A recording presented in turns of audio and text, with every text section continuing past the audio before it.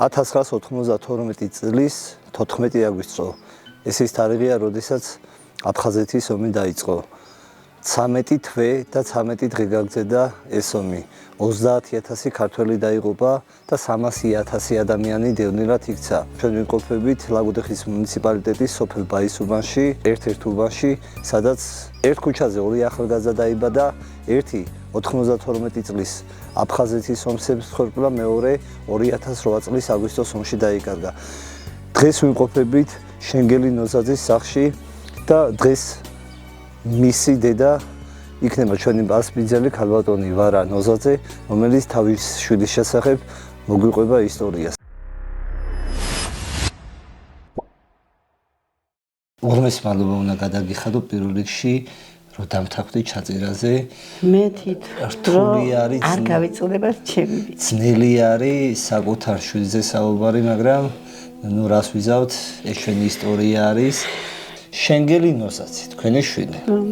რომ მომიყვეთ დაბადებიდან ჯერ ისტორია, როგორი ბავშვი იყო სკოლაში, როგორ სწავლობდა? ფუფუნებაში არ გამიზდია. სახლი არ იყო. დამეხმარა ჩემი მშობლები და ამას შენებინეს. მეუღლე, მე ვიწვალეთ. ძალიან გვიჭირდა, მაგრამ ბიჭი შემეძინა. გავზარდე. ცელქი ბიჭი მყავდა. სკოლაში მოუყვდეს დედა. ეხლა წყურებში აი რომ დავიყვირო, ეხლაც მესმის. ფეხბურთი უყვარდა ძალიან. საყვარლად გავზარდე. ხო ზვიადი იყო. იქ მსახურობდა, ზვიადის და მსახურობდა. მე ნუგზარ შანავა თბილისში მოუკლეს შენგელის გვერდით. ნუგზარ შანავა რო გვერდში მოუკლეს, ნუგზარ შანავა იმაში გადაგორდა კანაუში და ბიჭი გათავდა. ჩემი შენგელი ხეს მოეფარა. გადარჩა და მე გაიქცა შენგელი ბალინცაში, მაგრამ არ იყო გაგება შენ ოპოზიცია იყავი. ძალიან ომი იყო თბილისში უკვე. უთხრა დედაო, მოდი ლაგოდეხში იმას იყო სამხედრო გახსნილი. გვარდია ხო ვენოცა. მოდი იქ შევალ დედაო და ვიქნებიო. აი როგორ გითხარ, მოდი ცოტა ზურგში ვიქნებიო. და 30 კაცი მთლიანად გავიდა ხას თბილისში. ჩემი მეუღლე არ იქ ბაზარში, არ ვიცი რომელ ბაზარში. მოვიდა მითხრა დედაო, მე ბაზარშიც მივალ მამასთან, ნახა მამასაო. არც მამა ნახა და არა. პირდაპირ გასულა ხაზზე. საქობოში სადღინძელო უთქვია გზაზე. ვინც არ დაბრუნდესო, იმის ხსოვნა იყოს.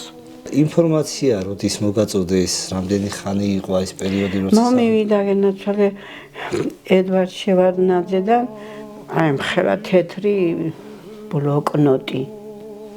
თუ რა ქვია დედა? წერილი. არა, კარდონით ისი ლაგოდეხში კომისარიატში ამატაინეს და დაიკარგა იქ. სულ გადაძებნეს და ვერ იპოვეს. დღესაც არ მაქვს სახში. სამძიმრის ის იყო. მოვიდა და ამით გავიქ. უკვე ეს ბიჭები მოდიან ნელა სულ ყველა. 30 კაცი ხო წავიდა. მარტო ჩემი დაიკარგა გაქრა ჩიტივით. გაგრეს დღეში და მეკარგავენ. სულ ყველთვინ კანკალი გამიდის, რომ თბილისიდან არ დამირეკონ მეთქი და არ გევიგო. იმეზულები მოვიდა. იმედი აღარ მაქვს ჩემო კარგო, მაგრამ მეშინია. ჩემი გოგო ელოდება, ჩემი ძმა ელოდება. მე იმედი აღარ მაქვს. ის ნერვული იყო. კედელზე არის საინტერესო ნახატი. შეგიძლიათ მითხრათ ეს რა არის? მე დავხატ. მეგობრებო, ერთი წამით ოპერატორს მინავთ, ხო? საინტერესო ნახატი დედის მიერ დახატული. ტრედებს, რომელიც ეს ალბათ წლები არის, ავარაუდოთ, ესე არ იქნება. დირიხანი. რომელსაც მოაქვს წერილი შენგელი ნოზაძე, ინიციალები არის. თურია ზოგადად, როდესაც შვილი გარდაიცვალა ადამიანს, მაგრამ ორმაგად რთული არის, როცა უგზო-კლოთ არის დაკარგული და დედა ვერტირის თავის საკუთარ. აი შუა წყალში ვარ. მე რო იტყვის შუა წყალში. არაფერს გაკეთება არ შემიძლია. გავაკეთო მეშინია. აი შუა წყალში ვდიო. ეს ბავშვობის დროინდელი სურათები არის, ქალბატონო, რა? აბაცად არის. ეს არის ხო? სკოლაში. არა, ეს. 26-ში თბილისში ჩამოვდივართ, ფიცი უნდა მივიღოთ. ეს ზუგდიდიდან, დინამოს სტადიონზე შეიძლება მოკითხვა ყველას. და აქ არის ჩამოთვლილი სახელები, მომიკითხეთ ყველა. თავის მეზობლი. ზუგდიდი, ველი პასუხს, 91 წელი გვარდია. ვახტანგ გორგასლის მესამე ხარისხის ორდენით არის თქვენი შვილი დაჯილდოვებული, ქალბატონო, არა? აბასაწერია. თქვენ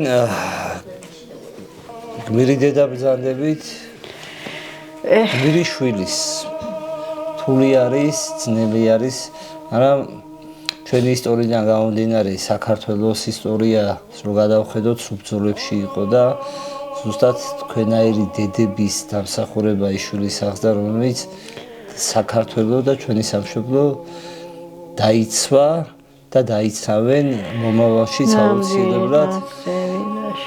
არ წასულა ისიეშ მაგურად. წავიდნენ ბიჭები და გავა ბიჭებს. ჯანმრთელობა მინდა გისურვოთ, ქალბატონო, არა. დიდი მადლობა გენაცვალე, მაგრამ ჩემი ჯანმრთელობა აღარ არის. 34 წელი უსასრულო ლოდინი. დედა, რომელიც აფხაზეთის ომში უგზო-კლოთ დაკარგოს შვილს ელოდება.